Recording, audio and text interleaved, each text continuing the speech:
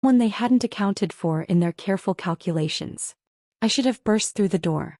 Should have screamed and demanded explanations. Instead, I silently took 3 steps backward, then turned and walked on trembling legs to the emergency exit stairwell.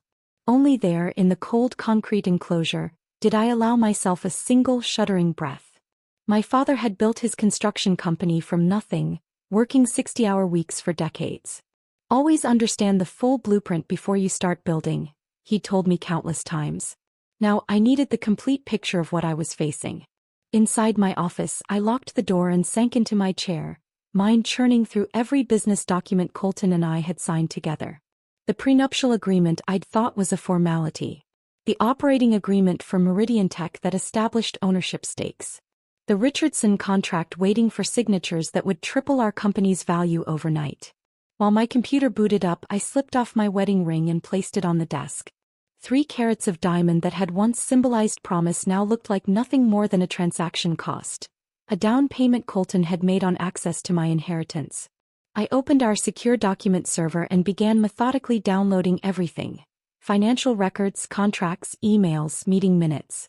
My hands worked steadily even as my mind struggled to process the betrayal. 3 years of marriage.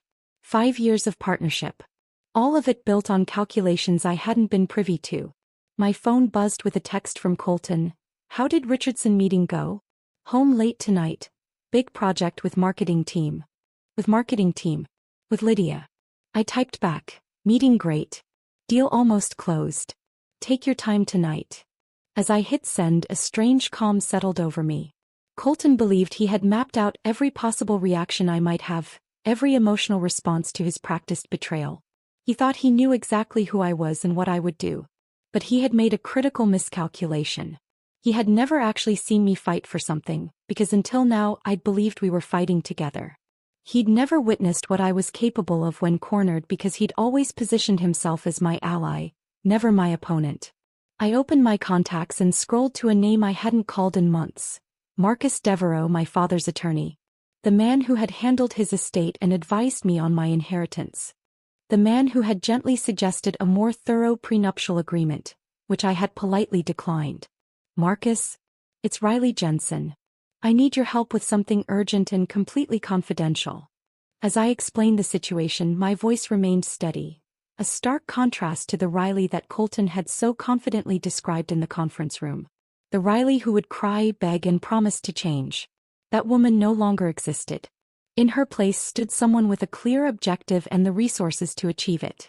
Someone who understood now that trust was a luxury she could no longer afford, and that the only reliable blueprint was one she designed herself. I had 7 days until the Richards